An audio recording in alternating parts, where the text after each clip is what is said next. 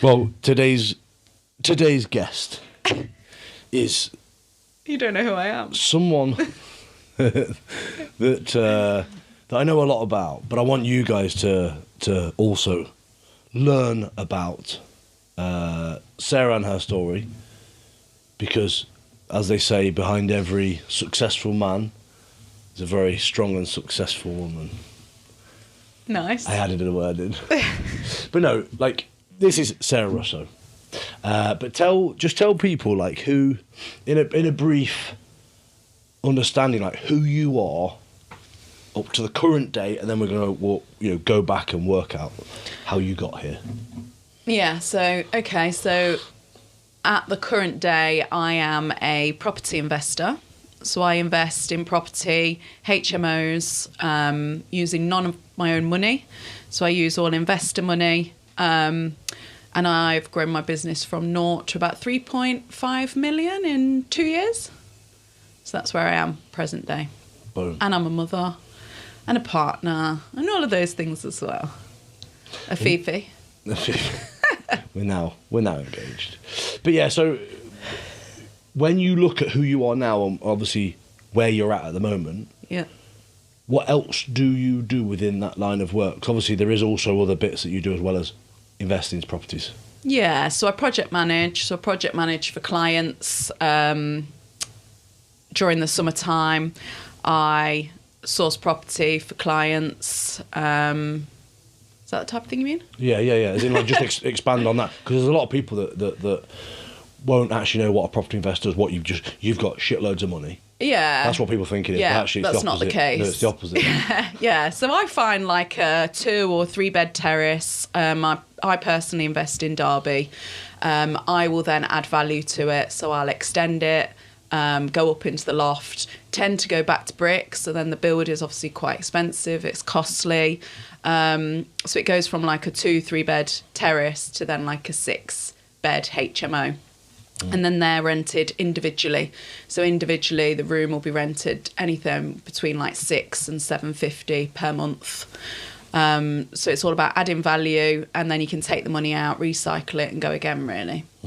Yeah, that's just to give people more context. 'Cause I know that there's a lot of people that think, "What the hell is that?" or "What? Yeah. Where will you go?" But Yeah, always feels like you made a money when you're not. yeah, it sounds like there's loads of money coming in, but it's all the money that's going out. Yeah. So Sarah's not brought a gift today because she told me that she spends too much time with me, so she doesn't want to buy anything.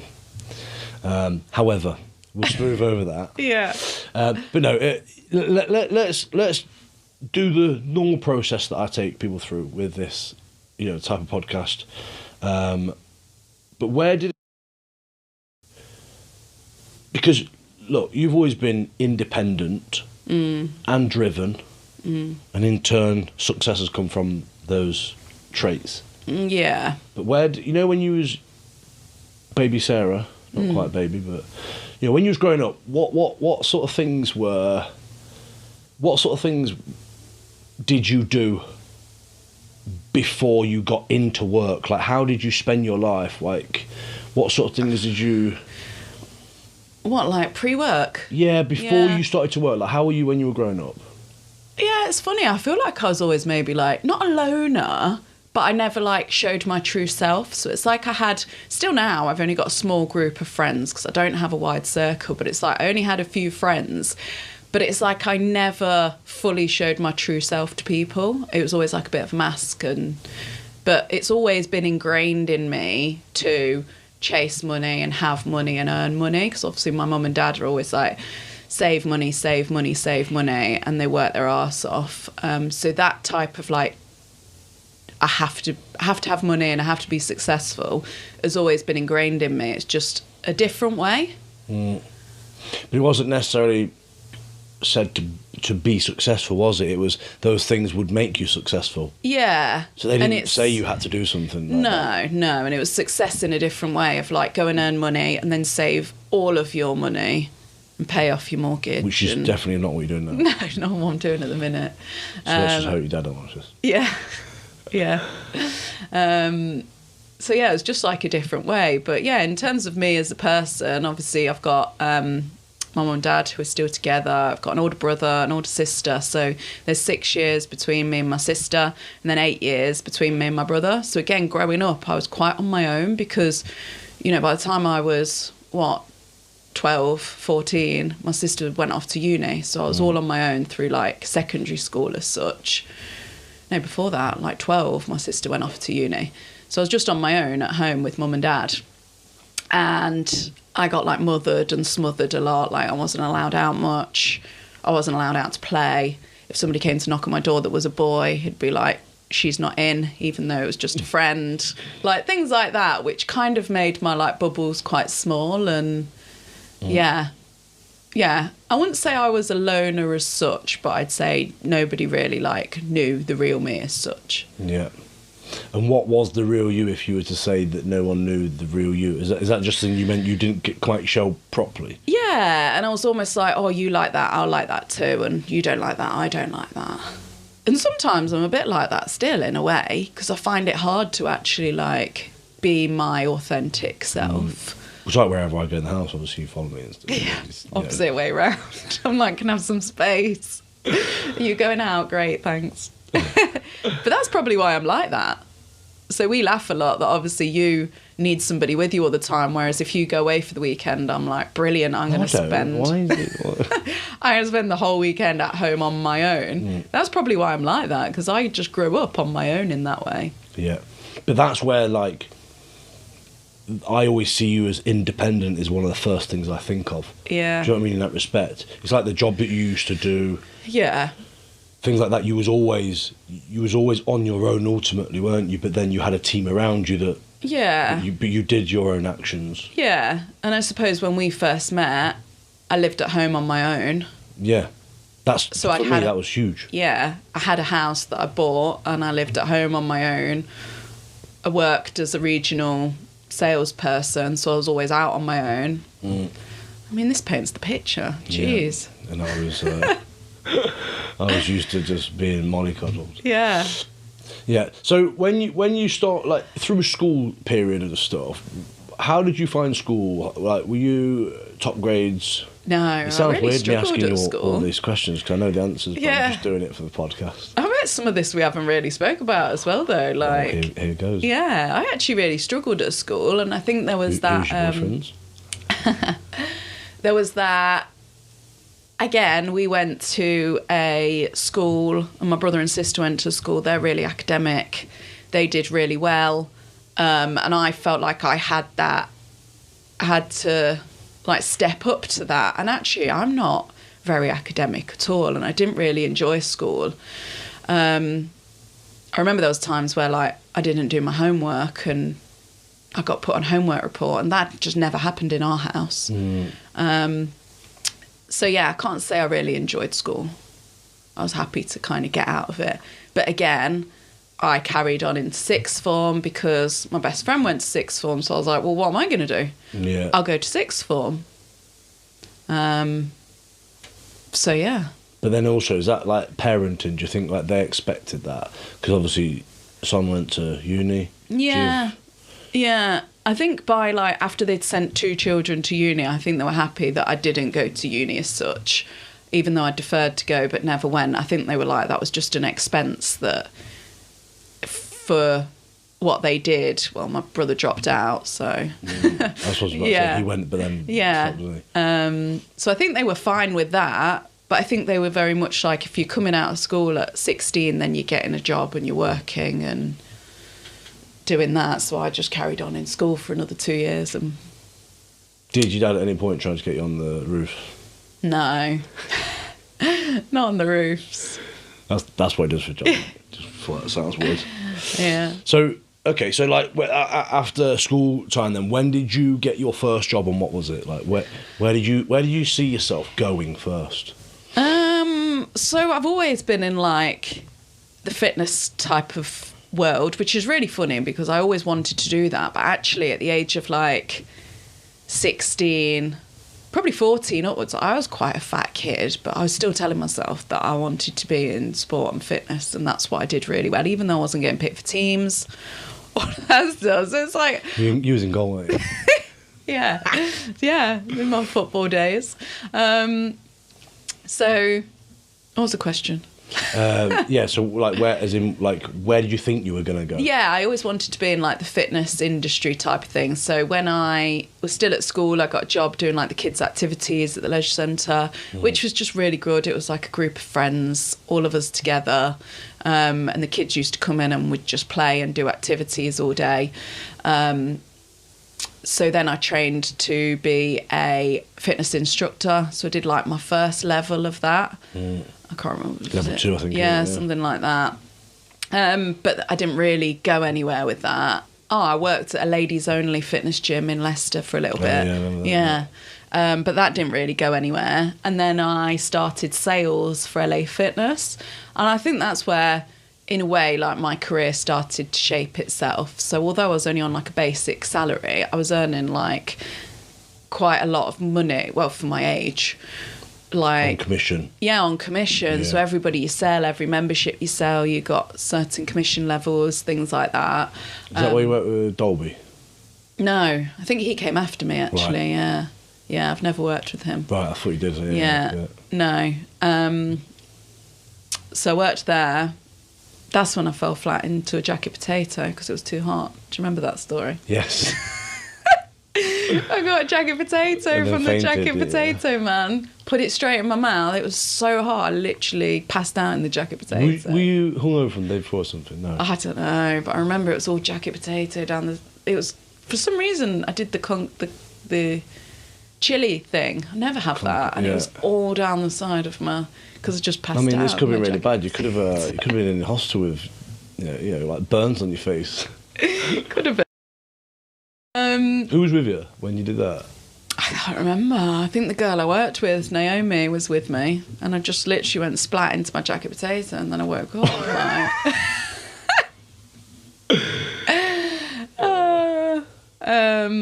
And yeah, that kind of shaped it. So then I went to Next Generation in Leicester, again, sales, membership sales, pre-sales, so it was before the place had actually opened. So that was quite exciting. Yeah, really different. There already. Yeah, and it was like a jump up in terms of like where I'm at and salary and things like that. So I felt like I was like progressing. And then I went into like a super corporate job with AXA after that, to be honest. Why do you think you took the shift from fitness to that? Or was it because you were just getting into more sales stuff and you were like, yeah, it's just bigger, better sales and more money and... Yeah, I can't remember what made me do the shift, to be honest, but I think I just thought, like next step, it was sales, telephone sales, and it was all commission-based and things like that, so I just felt like that fitted at that moment in time. I think I was also bored of like working either mornings and then till 9 p.m. at night, weekends, all of that, whereas at AXA it was like 9-5. Yeah. Well. No, at the time it was 9-5. You signed up to 9-5, yeah. When I was on the phones it was 9-5 because I had to be in the office. Right, yeah, see. Yeah. So then you went into AXA. What was... Well, obviously it's a huge company, but what was it like working with them on the phones? Like, did you think that was for you? Yeah, I mean, I stayed at AXA, so what was I in the end? Like about 12 years? I left about 3 years ago, so just before COVID. So, yeah, 3 years ago.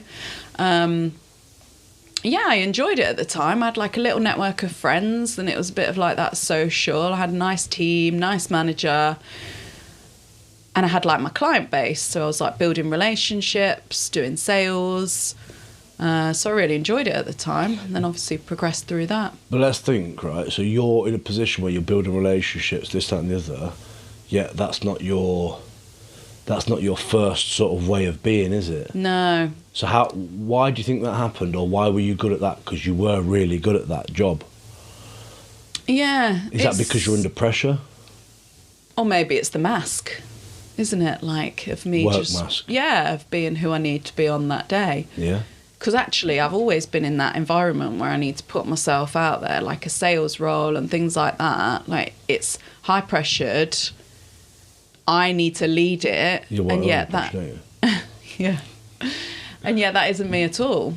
It's interesting though, isn't it? Because obviously you could have chosen to do a job that would keep you in your comfort zone. Yeah. So do you think you were doing that to get out your comfort zone, or do you just think you were doing it because it was like that buzz? Do you know what I mean? That feel of something that was. Yeah, I don't know. I don't know. Like, I guess I think, the same thing as comfort zone, but yeah, I was probably at that time very financially driven. So seeing like, oh, I can earn more, it can stack up, I can do more. I think that kind of spurred me along. But actually, as a job like that to who I am is completely different. Like talking about myself, I don't like doing that. I don't know why I'm doing this. But yeah, I've paid you quite a lot, so yeah, you've got to see it through now. But yeah, isn't that like really interesting though? Because obviously, let's say another Sarah, another person in your situation could actually do a job that. yeah. What's the difference between that Sarah and you? Do you know what I'm saying? Have you even thought into that before, or is it something that it just happened and you didn't really think about what you were doing, as in pushing your growth? You just thought about, I want more money.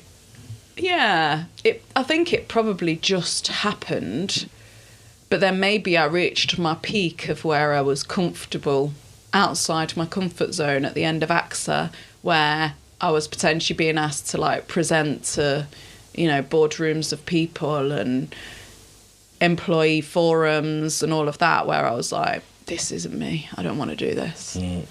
Is that the stuff you were doing towards the end of your AXA stuff? Yeah. Yeah, so I was on the phones internally, and then I was like moved up in terms of like portfolio, so looking after higher portfolios, more key clients, things like that on the phones. And then I got a job externally, so I had like a portfolio of brokers at the time that I'd have to go around and like nurture and relationship build to make sure kind of sales was still coming in for the people's on the phones and stuff. And it was very like a male dominant job externally. There was one girl, she left, I took her job, and then it was like 10 guys, all like regional.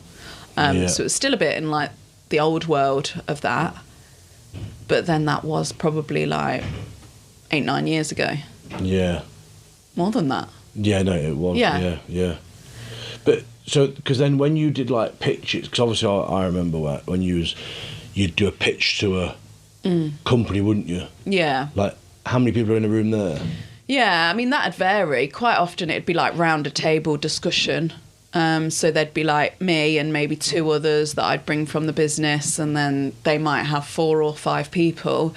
But that in itself was way out of my comfort zone, because I'm sat there pitching. I'm also pitching about something I'm not that interested in, if I'm honest. It was just the finances behind it all that kept me going in that job, because it was health insurance and employee benefits and things like that. So that, again, is kind of like, I think something I've always said, the reason I was in that job was because of how it paid me rather than the job itself. And I think that's what paid true towards the end when my life started to change. Yeah, because then you had the opportunity and you went. Yeah. Yeah. And I also hated work. And, when it's like a 9-5 or, over on that when you're out visiting clients and stuff, but then you've got your weekends and you've got your evenings, and it's going to pay for all of these things.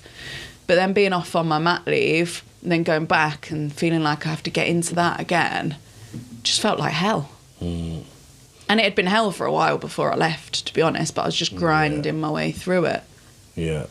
But like towards the end of your career in AXA, did you know you wanted to do something along the lines of what you're doing now? So I think I'd been watching people for a while on social media, but it was like making that jump. And I think the opening came up of like, I hate work, I'm not going to carry on, I can't carry on. What am I going to do next? So I just threw myself into that. Ideally, if I'd have planned it all, I'd have started doing my property stuff like 12 months before I left. But I'd just reached my absolute maximum for what you cared about. Yeah, for being asked to get up and go to work, and like my own mental health and self-respect and things like that, I just couldn't anymore. Which was super shit timing, because if you remember, I left in the January, went into lockdown in the March. So if I'd have just hung on a little bit longer. I remember now you said it, I wouldn't remember any of this, Yeah. So we had like just turned 1 year old. We're in lockdown. I just left my job, and your gym was closed. Yeah. Obviously, looking back, it obviously wasn't the best scenario, but it's been made to be the best scenario. Yeah. That's the key factor to it. Isn't it? Like and that's something that I want to, say for people listening. Like, the time is never right, so make it right. Yeah. And I think I was lucky enough, and we were lucky to be in that position where obviously I got a bit of a payout from work, which saw us through some time. But then when it was back to work time, I was able to just be able to crack on a little bit while you took on all the heat financially to let me just kind of grow something. Which was really nice of you. Oh, it's the sweetest thing you've ever said, especially now everyone's heard it. Yeah, but that was hard in itself, wasn't it? Because things don't grow as, like, for me, business doesn't grow as, like, I do something now, I'm going to financially gain from it in 2-3 months' time. Like, it's a year until I financially gain from something. So it felt slow. Especially when you are trusting the process and you don't actually know the process yourself. Yeah. Because you're trusting your coach that was telling you to do that. Yeah. But actually it was like, obviously you trust them and you know what they know what they're doing, but until you see it yourself, it's hard to see that, isn't it? Yeah. And it was so alien and felt very out of reach. So it's a bit like, everybody I spoke to was like, well, that doesn't work. How's that going to work? You're not going to get those rents. And me being me was like, shit. Maybe the truth. Yeah, I've just believed somebody, and now everybody's telling me that's not going to work. Oh, it's not going to work. Back on the website and they're gone. Fuck. Yeah. But you know that thing, just so we're not just chatting and people are not even getting the story, you went from AXA, had a really shit time, finally got rid of all that noise. Yeah. Started up your business now. Yeah. You threw how much money at it to just get you started in coaching and stuff like that? Well, I did like a 12 grand course to start with. Yeah, we'll cut that a bit out in case your dad listens. Yeah. It was 2 grand if dad's listening. Yeah, and then you just literally just lent into it and just trusted the process. Yeah, I mean, it took me a while to lean into it, didn't it? I was like dancing around for a while, and I say that I've grown a portfolio that big in 2 years. Realistically, it's probably 3 years, because for the first year, I just stood still because I think I was like, shit, like, I need investors. I'm asking investors to invest all added up, whatever people invest, I need like 100 grand to complete on a property. Like, to be asking people for that for a process that you haven't physically seen yourself first is quite scary. Yeah, but that's where it's massive to have a coach, isn't it, in any of those types of things? Yeah, and I've always had a coach. So I went from one coach who was...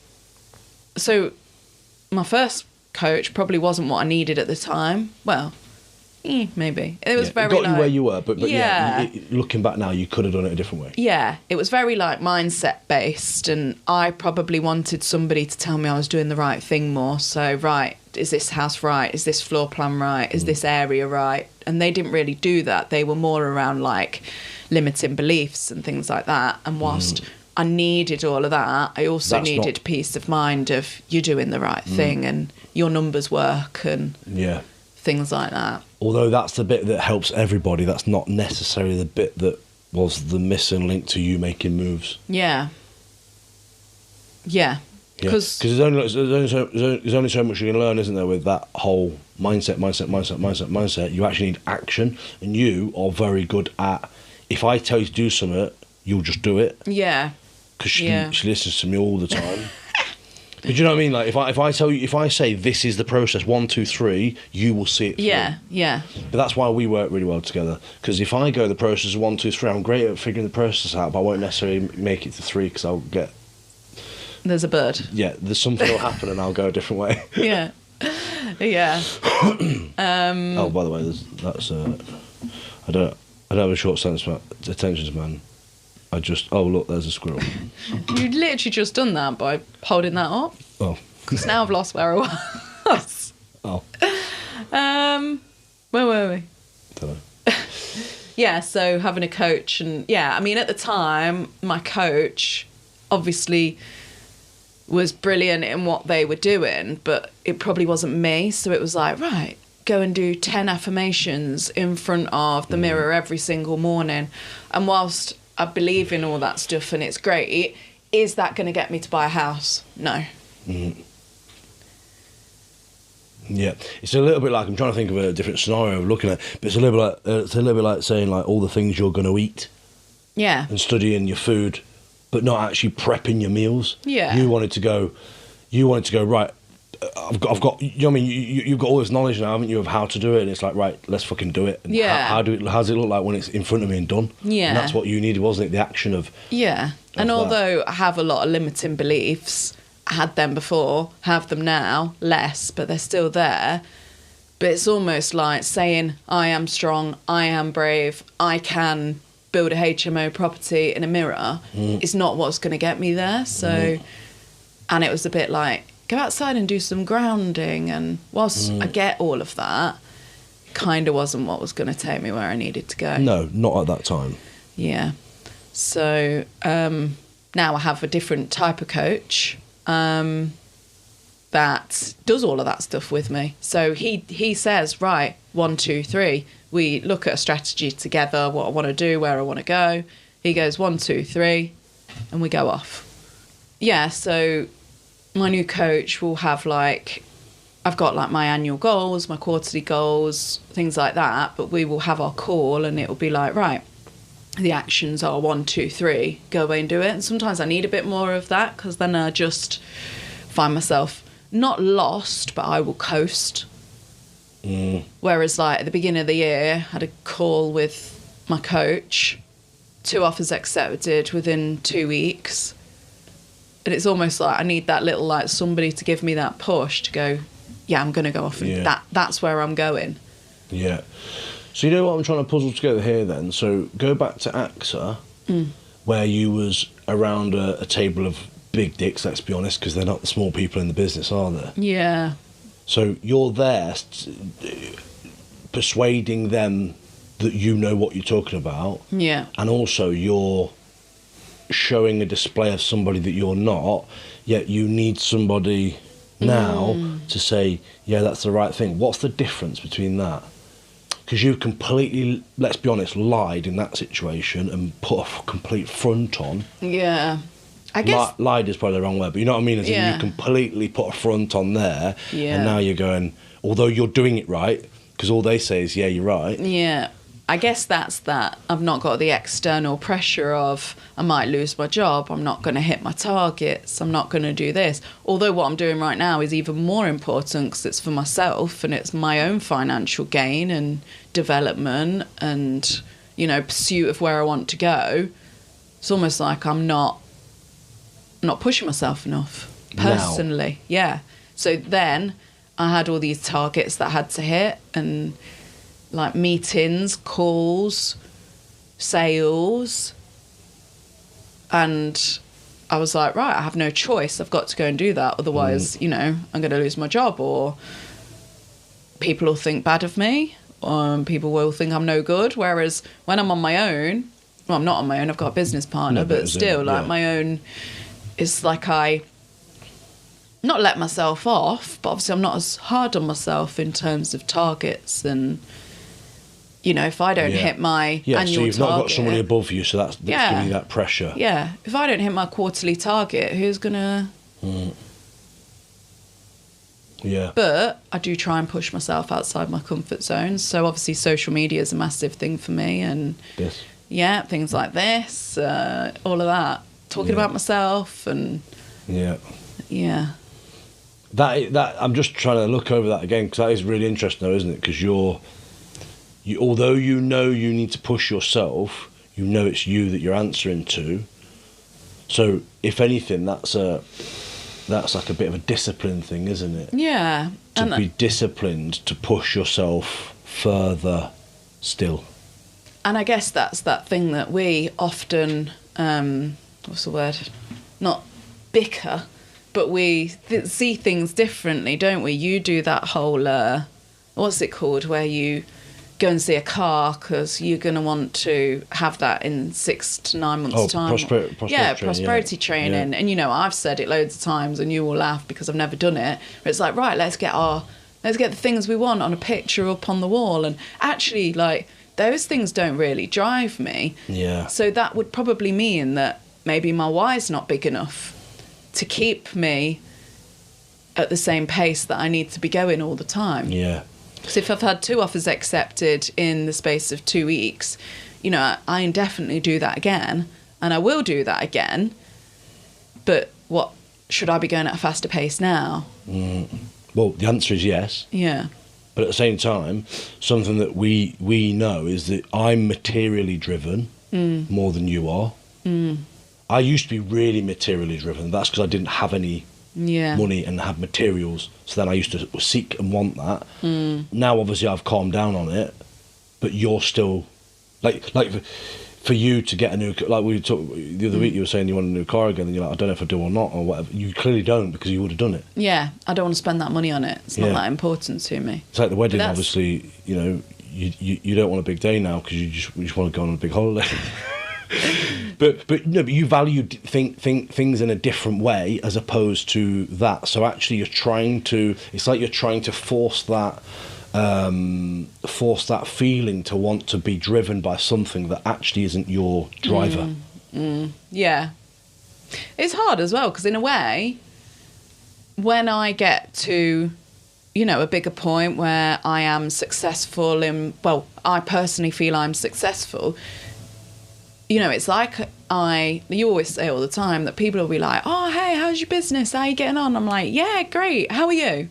Like, I flip the question back. Or people will ask me how my business is and I'm like, yeah, it's really good. It's tough at the minute. And you're like, you don't tell anybody how well you're doing. And actually, it's like I'm afraid of that. Yeah.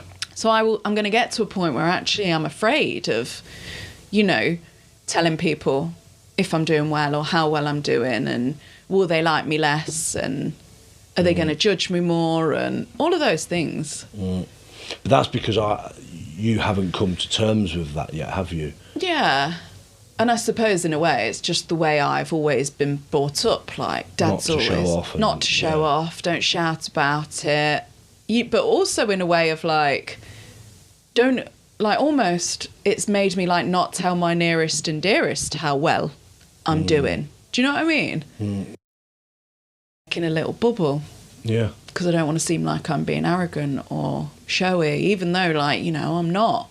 I'm not earning millions of pounds, and What? Do you know what I mean? Like, yeah. So when we think about obviously your journey and where you've got to right now, what's your biggest, like in the last year or so, what is your biggest growth factors, like mentally, that you've gone through? What's your biggest struggles and what's your biggest wins that has got you to where you are today? Yeah. Struggles, I think, is definitely myself. Like, we did an exercise and it's like, I am definitely the person that holds myself back. When I look at, right, what's the target? How am I going to get there? What's holding me back? It's like almost like me believing in myself, me getting rid of the fear factor. Because it's like, I've done it 8-9 times now. I know how it works. House-wise. Yeah, house-wise. The process of, yeah. I know how it works, but it's the fear factor to take it to the next level. Yeah. So that's the thing that's holding you back, like that next... Yeah. I'm going to do a little bit of a spin for you now. So what's the thing that is going to help you unlock that? Because let's be honest, that's not an object, that's not a physical thing. No, it's myself, isn't it? So what's the thing that's going to help you unlock it? this has turned? I mean, me. But how? But what is me? What? You can't flick a switch, can you? Like it's that thing. You've got to. It's an unlocking feature, isn't it? Like something that has to change. Yeah, and I know it's easier said, but I feel like this year something has switched in my head to go right. Something like this year is the year where it levels up, but I still have that self-doubt. And am I levelling up as quickly as I probably could level up? Am I levelling up? But again, it's funny, isn't it? Because property people around me are like, oh my God, you're doing amazing, you're doing insane. And I'm a bit like, am I? But I am going at a fast speed compared to others. But then I'm probably seeing other people and going, I'm not fast enough. But that is a key factor to everybody's comparison in life, isn't it? Yeah. Like, we all compare ourselves, and this is, for the guys listening, think about this, 'cause it's something I work on all the time. We all compare ourselves to someone that we love the look of and what they've got. Yeah. Yeah. Number one, you don't actually know what they've got. That's just what they're showing. Yeah. And let's just say they have got what they show, then that you're looking up to them. So remember, you're looking up. Yeah. You're not looking sideways. So when you're looking up to them, you then go, fuck, I'm so far from that. Yeah. But if you're looking up to them, respect that you're looking up. Yeah.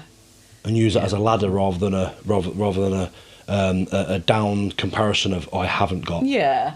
Yeah. And I think that's that whole thing about the little fish in a big pond, isn't it? Yeah. I feel like I'm a little fish in the big pond because I'm looking at these people, but there's other people in my pond looking at me. Yeah, but that's where you don't like to be that big fish to them. No, I know. And that's that thing that I would love to help you get over eventually, because actually, you know that the more you build confidence, hence why I brought you on here to talk about today, to tell everyone all about your stuff, so you go away and go, fucking hell, I've just said everything. Right? But the more you work on actually going, yeah, I fucking am the boss, yeah, I am better than all these people, and when I say better, it doesn't mean better because they're shit, as in I'm in a better place than them. That's where they want to be. Steps ahead. Yeah. So when you start to go, you know what, fuck it, I am. It's being, there's a few things there, isn't there? It's being grateful. It's realising. It's all these things. Yeah. They're the bits, aren't they, that's going to make... Yeah. And that's why I want to say it out loud. I'm not saying it to give you a therapy session, but it's because of the whole fact of, you don't listen to when we're at home. Now you're on your bloody soapbox, ready to go. No, but it's the whole fact of, like, when you realise this and then people realise this, that what we're talking about, it's powerful, isn't it? Yeah, definitely. For the guys who, if there's anyone in property right now that wants to start property, fucking message Sarah. I'm going to tell you that now. Yeah. I think I appreciate that. When I get messages like, can you recommend this? How did you do that? Like, I love helping those people. Like, that's not anything else but almost like gratitude for myself to be like, further than I think I am. Yeah. And I'm really happy I can help you on that next step of where you're going. But probably I need to take that as like a more, superior, like, people... a proud moment that you're actually in that position for people to look up to. Yeah. But everyone gets that imposter syndrome, don't they? Yeah. It's a killer. Like, it literally, even the biggest of the big get that imposter syndrome from time to time. Yeah. Yeah, but I am lucky. I have a lot of people around me that big me up and push me up in that sense. Obviously, like you and your mindset, and from when we met, like, you've always been that, like, aim for the highest type of person. And that's, like, the complete opposite to me. And then, obviously, having a coach, being surrounded by other property people, like, everybody just hypes each other up. It's not a cult, but it's almost like everybody wants everyone to win in that environment. Yeah. And you understand the struggles. Everyone understands each other's struggles, so no one's judged. Yeah. And I think what it takes to be there. Yeah. And I think that's one of the first things from when we got together. Like, you were always, like, aiming for more. I'm going to do this. I'm going to do that. And I came from a little place of, like, I'm just going to do this. This is what I am. But you also, like, earned, I don't know, 80 grand a year of commission at AXA. And it was like, you're actually in a really good position. Yeah. But it wasn't what you want. You wasn't happy, was you? It wasn't fulfilling enough, was it? But at that age where all I wanted to do was go out, go on holidays, like, that fed all of that. I had no financial worries. Get pissed in sitting baths. What was that time at AXA? Yeah, that was just a night out. Yeah, but that was it. It was like Thursday nights. We'd all like, I'd be in London or somewhere having nights out, all of those things, entertaining clients. But then I got to a point after like 4 or 5 years of it where I'm like, kind of done doing this now. I'm like, I don't want to be that person anymore. Might change your life. Changed my life, yeah. I mean, not. We'll stop there. It doesn't need to be for the better or the worse. I mean, it just changed. We won't expand on that. So, what's your wins then? Like, when you look at that, they're your struggles. What's your wins of like the last couple of years? Or I think we might have blended into that. But. Yeah, I mean, a tangible thing is obviously a win of having my 10 bed. So, like, quite standard, a HMO size will be like a 5-6 bed HMO, and I've got a 10 bed. Yeah. And they're studio rooms. So, again, they're not just like your basic rooms, they're like the grade above. And it's going to sleep 13. So when's that finished, out of interest? Literally, imminently, like in the next couple of weeks. Yeah. And then we'll have our valuer come out, and, you know, we're hoping that's going to be around like the 900,000 to $1 million. Probably 950. It'd be great to break the $1 million mark, but I think that's an overstretch. But yeah, that's like double the size projects I've done before, really. So it's insane. So that's probably one. But then also, not in the last 12 months, but actually taking this step to do this is massive for me. You know, I've gone from a really secure corporate business to now having more, what's the word, like, we've got a child, we've got more responsibilities at home, financially. Got a dog. Yeah, we've got a dog, 2 kids, like, you know. Yeah. And I've just decided to take that leap. So that's like hugely outside of my comfort zone. And then how many times have I gone back and gone, I'm going to get a job. I'm just going to do this. Oh, yeah, shit, I forgot about that. Yeah. And I was like, I'm going to do it alongside You applied for a... What was it? Yeah, that's funny. Admin job? It was a telephone job somewhere, wasn't it? Was it like what used to be E2Save or whatever? Yeah. And it was like, without being rude, it was the type of job I was doing when I was like 20. Yeah, well, you know, I forgot that. I lost my mind with that. Yeah, these are all like little sidetracks of like, I'm not going to make it. I'm going to make it. I'm not going to make it. And I've done that a few times, haven't I? And I then went and got a job that was still inside property, so I convinced myself that I was just learning. But really, it's like that not fully believing in yourself to make the next step. But really, everything's transformed in the last 12 months, hasn't it? Less than that, really. Yeah. Just thinking there, you know, it's partly a values issue, isn't it? But also partly a confidence thing. So it's actually... You know, it's clearly a confidence thing more than anything, but also you could say that's slightly a values thing where you're not valuing what you're doing enough to believe in that thing. That's you know, but then confidence comes over the top of that, doesn't it? Because it's actually like, I'm just trying to think, like, because, you know, because if you, what you just said there, like with you not fully believing in what you were doing. Yeah. It's because you hadn't seen it happen before, because obviously it's your first time doing it. It wasn't happening quick enough. Yeah. And also for like myself as that independent woman, I was then like, you were earning all the money. It was never like this, but in my mind I was like, I don't want to be that person that's always going to ask for money. We'd had a child, so I'd lost like some of my sense of self as it is.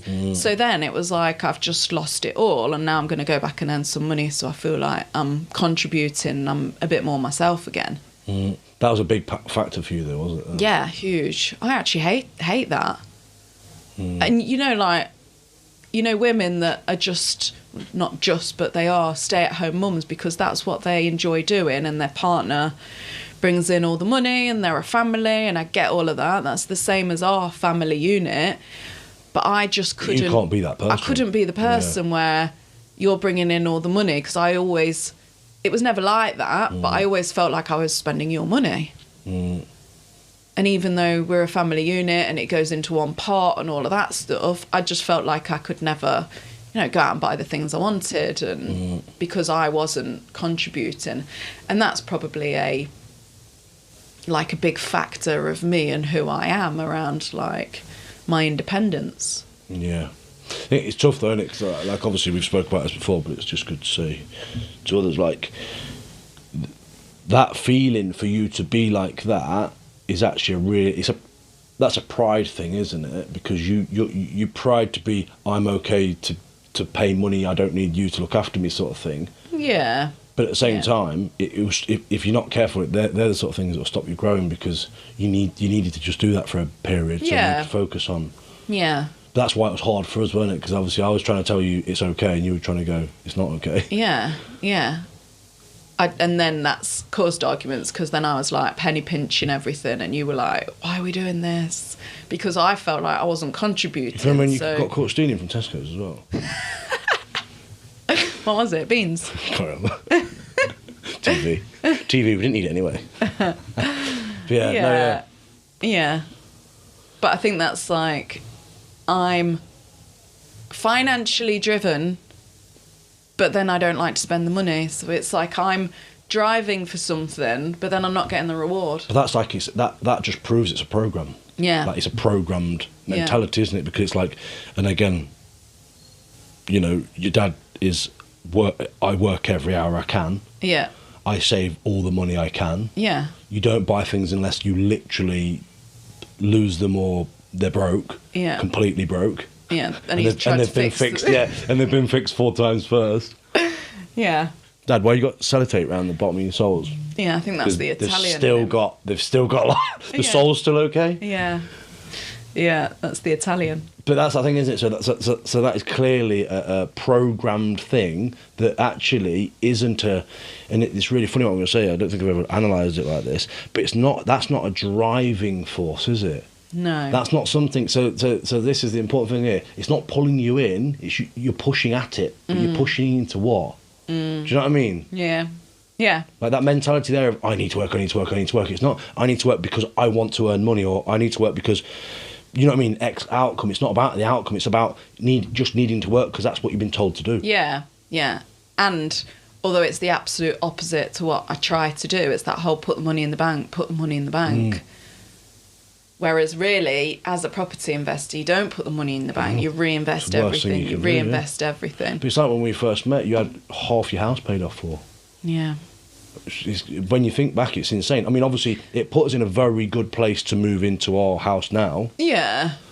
But still, and obviously we left a lot of money in it, because until we're in a different level of money, we're not going to pull money out of there, are we? But the point is, it's not the mentality that you actually think now in your business. No, it's not. But also I was in that position because Mum and Dad had saved so much money to give us all a deposit on our first house. And how amazing is that, to be able to do that for your children? Yeah.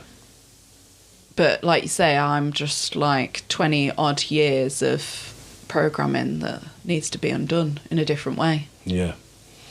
I think the big thing here as well is the fact that it's all it is. It's the day and age we're in, isn't it? Like it's not saying it's wrong. Yeah. It's just that you have to understand what you need to do for you to succeed in where you're going. Yeah. So you need to be selfish. Yeah. And think of actually what's going to benefit you. Yeah, and I still get pulled into that like negative thought process, even though I can laugh about it and I know it's wrong when I get negative feedback on what I'm doing. It's still hard to overcome it and push forward. It's like interest rates, rising energy bills, rising house prices like wobbling, don't know whether they're up or down or whatever. You know, people who aren't in the industry are telling me like, now's not a good time to buy, you don't buy. People in the industry are like, now is the time to buy because people aren't going to buy, so you need to buy. Yeah. And that's really difficult because it's almost like everything, the safety that's ingrained in me where I'll just stop. But then everyone around me is like, no go. But what's the key factor to making sure that you don't listen to the people that don't know what they're on about? Don't talk to them. Cut my life. No. But don't listen, like, as in don't put yourself around them. Yeah, but that's the funny thing, because you always say, why don't you tell people? And that is my way of protecting myself, because I'm not going to tell them for them to go, I'm doing it wrong. Yeah. If I already know Yeah. the headache I'm going to get, I don't tell people what I'm doing, and then you go, "Why are you not Yeah, but telling people that's what the you're difference doing?" in our character. Yeah. I would tell them to be like, "Hey, I'm doing it." Yeah, Whereas you're like, I'm not going to tell them because that's going to stress me out when they say don't do it. yeah, yeah. But I do that because I'm like, because I am doing it anyway. I like to then prove I'm doing it. Yeah, yeah. It's funny because even at this age, with my mum and dad, you'll tell them things like, "We've bought this," or "We've done that," and I'm like, "Why are you telling them that? Why are you telling them how much that costs? Why are you telling them that we've gone and done that again?" Like, because I know that we're going to get negative, like, input back, whereas you're just like, "I'm a grown man and I'm telling them what we're Yeah, doing." it's real Like, life, yeah. Yeah, but again, that's just what you've grown up with, Yeah, isn't it? it's like if I buy a car, I'd be like, "Oh, it was only A quid. it was given to me. It was £1. It was given to me, like everything." Yeah. But that's like, there's a lot of memes on like Italians and a lot of like the videos where every Italian child lies to their parents about how much things cost. Yeah. Even when they halve it or less than halve it and they tell them how much it is, it's like, that's insane. I don't know. Are you ready to tell them about your friend? No. No. Well, I'm going to pause until you do. No. Do you want me to tell them? No. Anyway. But you know, like going from so entrepreneur, business woman, yeah, very successful in what you do. You are also a mum, Yeah. and now to a puppy.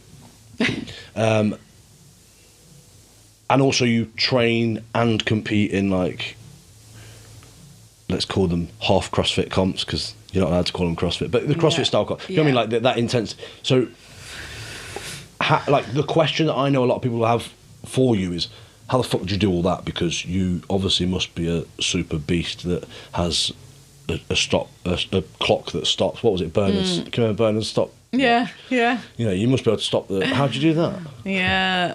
It's funny, isn't it? Because I don't see all of those things until you say it like that. And then I think, shit. But, like, I have to train for my mental health and for myself, just to make myself feel good. If I don't train, I do notice it in a day. So they're just, like, standard things I need to do. So, like, how do I fit it all in? That's just life. Like, that is how I see my life. It's never been any different. Well, it has pre-kids, but like, not training is not an option. Not being a mum is not an option. Not having a business is not an option. I'll be some of that. Yeah. Yeah. So yeah, that's kind of how it all works. And, you know, we are lucky that we've got family around us that help out with a lot of stuff. And, you know, 2 sets of grandparents are always on hand.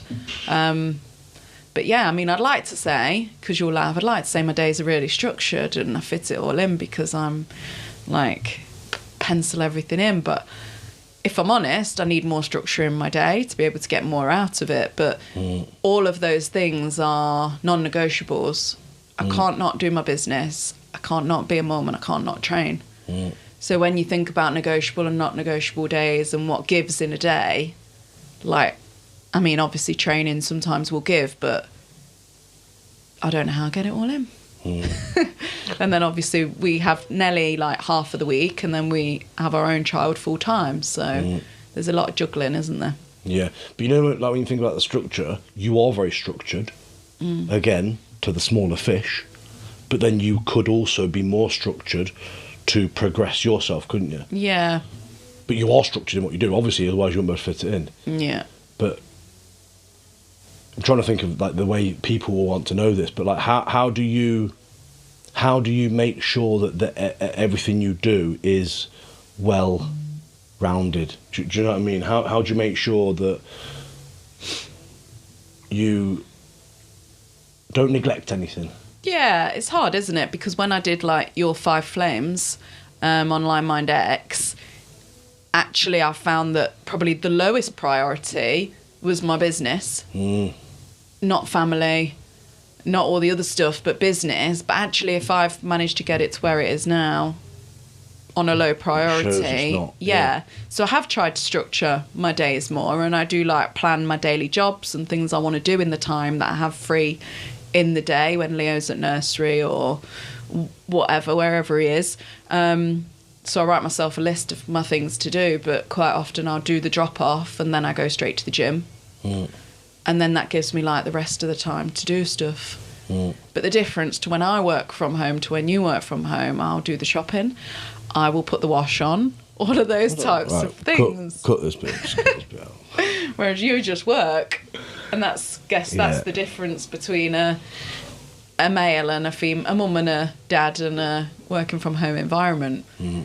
Even though we're not in that era anymore, a lot of it does still fall on the female to fit everything in and make sure there's food and all of that stuff. But that being said, Here we go. No, but that being said, you'll still be able to do that and do your day. Yeah. And achieve what you want to achieve. But this is where, we speak about a lot, don't we? Well, obviously we've got a cleaner. Yeah. Because it's one of those, doesn't mean we don't clean, but it's something that helps towards that, for you to be able to do more, me to be able to do more. And then obviously we've got the fact that we, can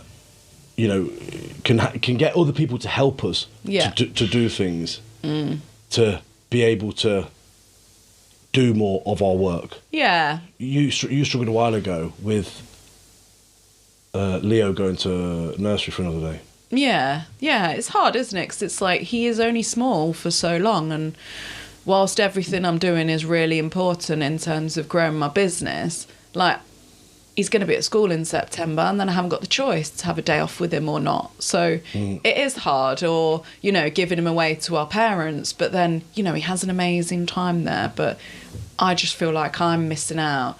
But then I hate not being present with him. And I really hate the excuse of, I'm a mum, I can't do that.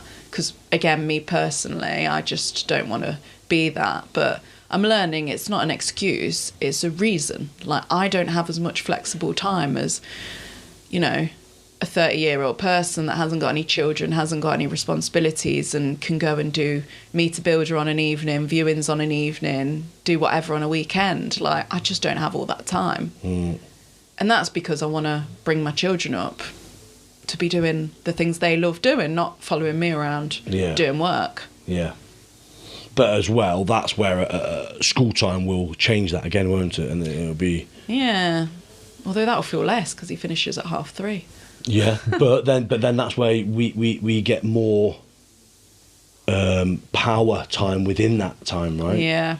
But I'm saying this for people to see it like this, because there should be nothing that holds anybody back in the time that they're able to spend the time. Yeah. People say, I need more time in the day. You need to be smart with the time that you have in the day. Yeah.